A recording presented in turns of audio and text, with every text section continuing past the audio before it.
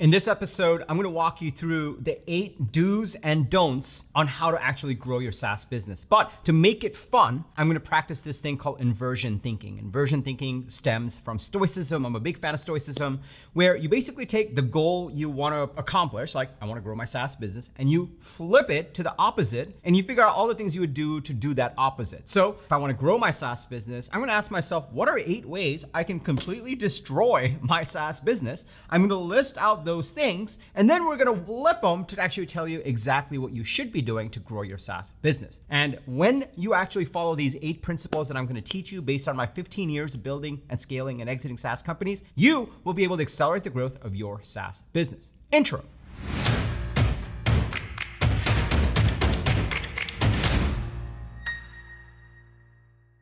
What's up, everybody? Welcome to Unstoppable. I'm TK, and on this channel, I help SaaS founders like you grow your SaaS businesses faster with an unstoppable strategy. Now, if you are new to this channel, welcome. I drop an episode every single Sunday with actionable strategies and tactics from the trenches on how to grow your SaaS business faster. So be sure to hit that subscribe button and that bell icon. That way you'll get notified every single time I drop an episode with the TK energy. And if you're already part of this community, if you're part of this channel, if you are part of my go-to-market coaching programs, my people, welcome back. It's really awesome to see you over here. So over the last 15 years, I've been living, breathing SaaS businesses. My last company was Taudat. We pioneered the sales engagement space.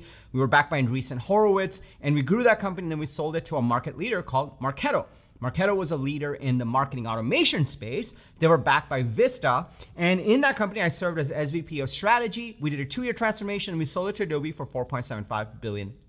Nowadays, I work with SaaS founders, taking everything that I've learned to actually help SaaS founders like you grow your SaaS business faster through this channel and through my go-to-market coaching programs. So I got to asking myself, if I wanted to completely destroy a SaaS business, practicing inversion thinking, what are the 8 things I would do? So in this episode, I'm gonna walk you through the 8 things that you can do to completely destroy your SaaS business. Then we're gonna flip them to the 8 things that you should do instead, so that when you apply these 8 principles that you should do, you'll be able to actually accelerate the growth of your SaaS business. So if you wanna go into point number 1, way number 1, principle number 1 on how to actually destroy a SaaS business, and then we'll flip it later, don't worry.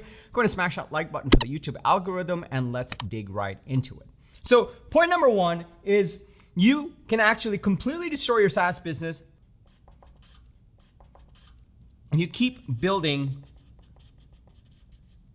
one more feature. So that's the first way. And I see this all the time, and Baby TK was completely guilty of this. It's when you say, you know what, people aren't quite buying what we're selling, or it's not going as fast as we want. I know, we just need to build this one more feature. And as soon as we do that, everything, the clouds are gonna part and everyone's gonna line up to actually buy the software that we're building. And the truth of the matter is, and you kind of know this when I tell you this, and when someone told me this, I was like, you know, yeah, they're totally right. You need to actually get out of the one more feature trap. So if you keep building one more feature and keep building one more feature and keep building one more feature, the complexity goes up, your product gets more complicated, there's more bugs, it's just harder to get going, it's all over the place, it's harder to message, and so you can completely destroy your SaaS business by doing that. Now, I'm gonna go through all 8 of these, and then we're gonna flip it and talk about what you should do instead. So the number 2 thing that you can do if you are scaling your SaaS business is to completely outsource your go-to-market. I get so many early stage founders that come to me and say, hey, I hired this fractional CMO or this growth hacker or this agency, and they couldn't figure it out. They kept asking me for stuff around the strategy of the company and the positioning, and then we spent all this money on ads. It just didn't work. And I see this all the time. And the reason, it's not the agency's fault. It's not the fractional CMO's fault. Also, I don't really believe in fractional CMOs. If they were that good, they would just get a real CMO job, but that's a different story. What is the core problem is that you actually outsourced your GTM. And as soon as you outsource your GTM and you go to market, that's a great way to completely destroy your SaaS business, because you're essentially gonna just not know how to sell anything. And ultimately, the founder's job is to sell your customers, it's to sell your employees, it's to sell your investors, it's to sell yourself. And if you don't embrace it, you outsource it, it's just not gonna work. And the reason for this is, especially in the early stages, it's this constant optimization variable of market, product, go to market. What are the customers saying? What do they really need? How do we tweak the product that way? What's important, what's not? It's only a founder that can actually really figure out this equation. An average marketer won't be able to do it. Nothing wrong against marketers, but they're just better in the later stages. In the early days, you can completely destroy your SaaS business if you just outsource your go-to-market and say, I don't need to do that thing. I hired some guy to do it. I hate to break it to you. If you're a founder, you need to embrace go-to-market. The third way I would completely destroy a SaaS business is if I'll just go after multiple ICPs and markets. I see this also very often, and the reason I see it is because I've also been guilty of it. We all have.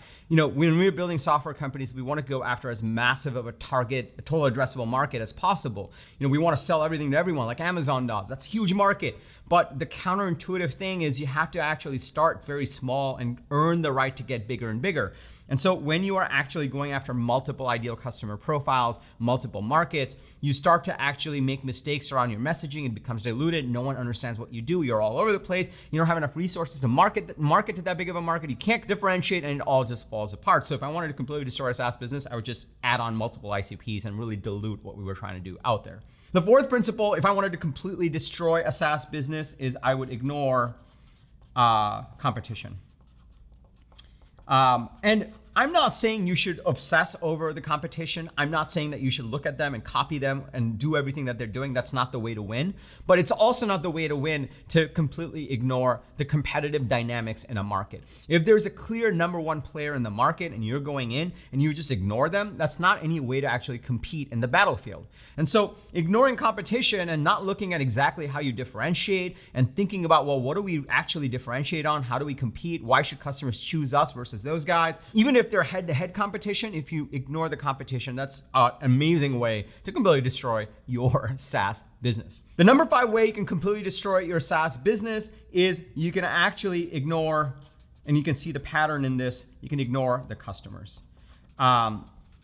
A lot of times you may be building a product and you have a certain vision for the product. And then you start putting it in the market and the customers start to use that product, but they use it for a different use case, or they use it in a slightly different way. And they keep asking you for these other things. And you're like, no, that's not what we're about. We have this incredible vision of doing these other things, and you start ignoring the customers. Amazing way to actually destroy your SaaS business, because if you ignore your customers, someone else will actually listen to your customers, and then they will eat your lunch for you. And then you'll be wondering, well, what happened? We had all these customers and they left, and now this other competitor is winning. You can completely destroy your SaaS business if you just ignore all your customers and what they're saying, because it doesn't quite align with your vision. Here's the thing, your vision is sort of your thesis. Your customers really tell you what your vision is going to be and what the market really wants. And your job is one thing: match the market, give the market what they truly want so that you earn the right to actually give them what they need down the line. Number 6, a completely great way to destroy your SaaS business is ignore the recurring part of revenue.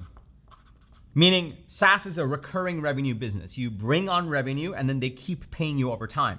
And a lot of times, the best way to destroy a SaaS business is if you just ignore the recurring part. You get so fixated on new customers, and then they get into your product and you close that deal, or they swipe that credit card, and then you just stay focused on actually just acquiring more customers. You forget about how to actually take care of those customers and making sure that you have a recurring revenue business that compounds over time. So if I wanted to completely destroy a SaaS business, software as a service business, services mean revenues, recurring revenue, I would just ignore the recurring part. I would just keep bringing on new people and not even realize that they're getting out and leaving after all that time I spent on bringing them on, and it would never compound. I would have a leaky bucket. Great way to destroy a SaaS business. Number 7, I see this often in certain geos.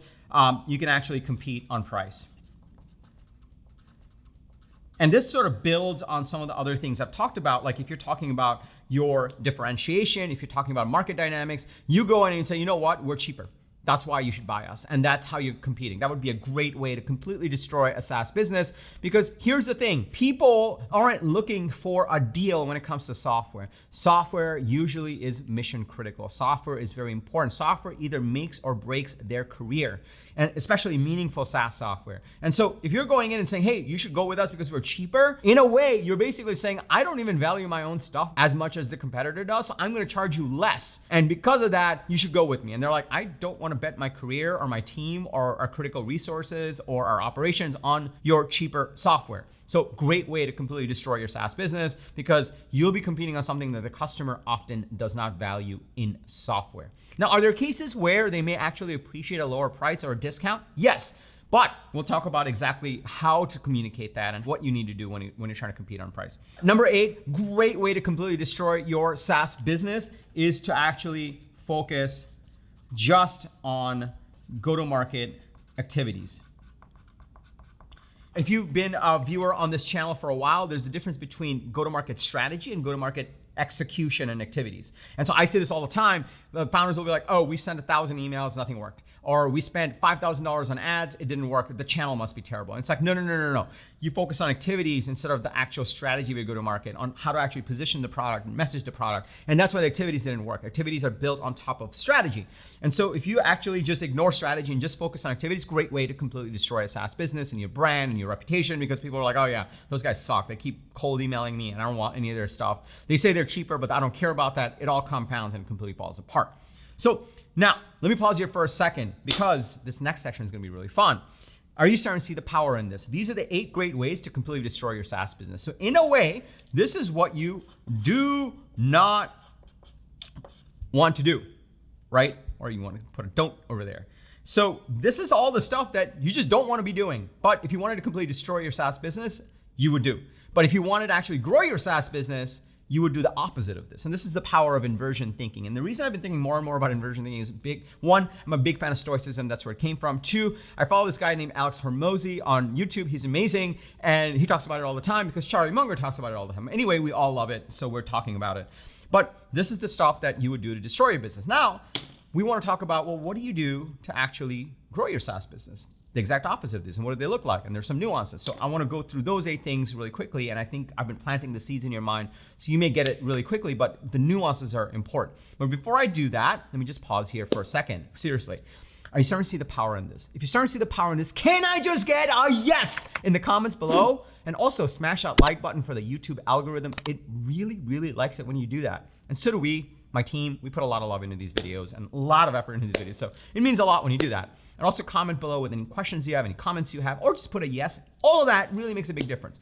Also, if you are a SaaS founder and you're in the early stages, you have some revenues and you're trying to figure out how do we actually scale this SaaS business? How do we build out a scalable go-to-market machine and strategy and execute on it? This is exactly why I run my SaaS go-to-market coaching program. Inside of this program, we teach you the step-by-step process, and I work with you directly to build out your go-to-market strategy, execute on it, measure the right metrics, and iterate from there. This is where a lot of these learnings come from that I'm sharing with you. So if you're interested in that, be sure to follow the link below. You don't have to go anywhere right now, unless you really, really want to, but you don't have to go anywhere right now because these do's are super important. At the end of this video, I'll tell you more about it. I'll give you the link. All that stuff will come. Also smash that like button for the YouTube algorithm. Okay, so now let's go through what are the things that I should do. Now that we know what not to do, how do we invert them? And this is the power, and this helps you just to learn that much faster if I wanted to really grow my SaaS business. If I'm doing all these things to completely destroy a SaaS business, here are all the things that I would do to actually grow it. So number 1, instead of keep building one more feature, that's a great way to destroy it, you actually want to find simplicity. Here's the thing. A lot of times people will tell me like, man, the way you explain go-to-market is so simple. It's almost too simple. And I'm like, no, it's not. Just because it's simple doesn't mean it's easy. It still requires this nuance and this work, which is why I run a program. But in order to get to simplicity, you have to really understand the complexity. Simplicity is really hard, so people discount it for no good reason, but it really means that you really understand this stuff. So once you get a true understanding of your market and what your customers want and why they really buy, the challenge you want to take is not one more feature, but really simplicity, or otherwise known, what I like to call your core product loop. You want to think about not how do we add more features, but how do we use less clicks to get customers the result that they want. And if you wanted to really grow your SaaS business faster and compete and differentiate, that's the number 1 thing you should do instead of just keep adding more features. Number 2 thing, instead of outsourcing your GTM, your go-to-market with the fractional CMO or that agency that like was a pizza boy last month and now did a course on how to do ads, like nothing against all those people, but you as a founder need to own selling and marketing first, because if you don't do founder-led sales and marketing, you are doomed to fail. And so basically this is not complicated. Learn go-to-market. And if you're watching this channel, chances are you're already down that path, right? Kudos to you. I had to learn this the hard way in my journey. I'm an engineer. I had to learn sales and marketing because you just have to do it as a founder to be successful. And so founder-led sales and marketing is a critical point. You cannot outsource it. You just got to learn it. Because guess what? To get your initial customers, you have to learn how to sell and market. To get your investors, you have to sell and market. To get your employees, you have to sell and market. To every single day, you actually have to sell and market yourself on your goals and when things get tough. So learning how to sell and market, learning go-to-market is super important. That's something you should do if you want to grow your SaaS business. Number 3, go after multiple ICPs and markets, right? Instead, super simple, right? You actually want to focus on one ICP. When you focus on one ICP and you really go deep in that ICP process, I work with founders and everyone thinks they have an ICP until they work with me. If you really go deep on your ideal customer profile and you really define it, you'll notice that it's plenty to get you to that next stage of growth, the next revenue marker line. And then once you get there, then you can expand that ICP because you've earned the right to do so. But when you're focused in that way, it allows your messaging to be clearer, your positioning to be clear, the way you compete to be clearer. So everything comes together. It's super counterintuitive, but if you want to grow faster, focus on one ICP and then expand from there once you unlock new levels of revenue. Number 4, instead of ignoring the competition, you basically want to embrace and learn, right?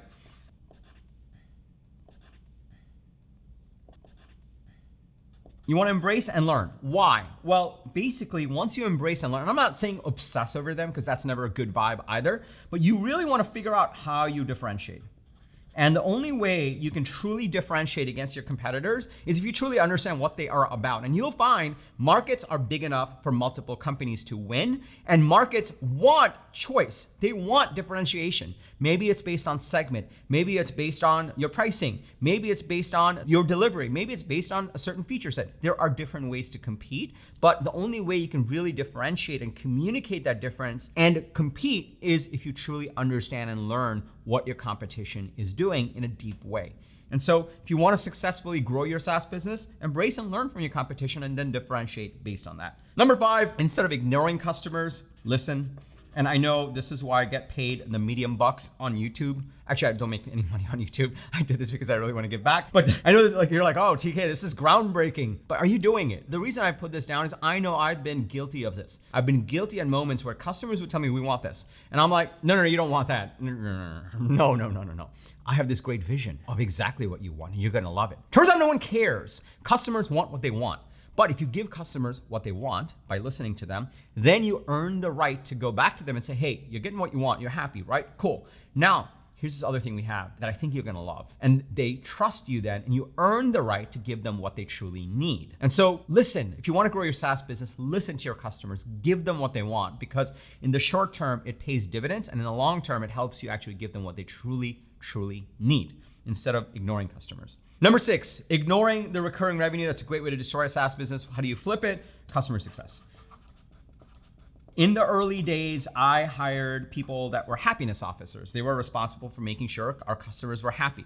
Here's the thing, the recurring revenue component is super important in a SaaS business. If you're not keeping the customers you're bringing on, you will have what we call a leaky bucket. With a leaky bucket, you'll keep spending money to bring customers on, and then they will leave, and then you keep spending money, and then you keep looking at your recurring revenue number, and you're like, it's not growing. I'm spending all this money, I'm doing all this work because customers are not staying. And so investing in customer success, in customer happiness, and putting a headcount on that is counterintuitive in the early days because you're like, I should just get one more salesperson. But realize that recurring revenue is just as important. So if you want to destroy a SaaS business, ignore the recurring part. If you want to actually grow, then embrace customer success early on. Maybe even before you hire a sales rep, you're still closing the deals, bring on customer success. Rough rule of thumb, for every $1 million of ARR, you should have one customer success person, and then you can grow and scale from there. So that's number 6. Number 7, compete on price. This is the worst way to compete in software. Trust me, no one ever buys X because they're like, oh, it's cheaper. Like even today, HubSpot versus Salesforce, huge battle, right? But no one's buying HubSpot because it's cheaper. HubSpot is actually not that cheap when you compare it to Salesforce. They're buying it because they're getting the right value for their stage. HubSpot speaks to them a little bit more than Salesforce does. That's why they're truly winning. So instead of trying to compete on price, which doesn't work, focus on value and communicate that value in your messaging, in your positioning.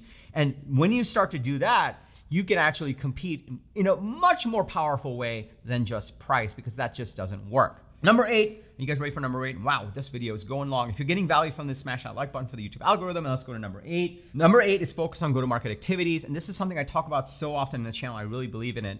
In order to be successful in growing your SaaS business, you actually need to think about your strategy, and that needs to drive your execution. So if you're in that stage where you're like, you know what, we sent 1,000 emails, no one responded. Or we ran $5,000 worth of ads, it didn't work. Facebook ads don't work, or Google ads don't work, you know? If you're finding yourself saying that the activities didn't yield the right results, more often than not, it's not the execution that's the problem, it's the strategy. What does strategy look like? Well, the strategy is your ideal customer profile. The strategy is your messaging. The strategy is your consistent set of marketing and sales activities.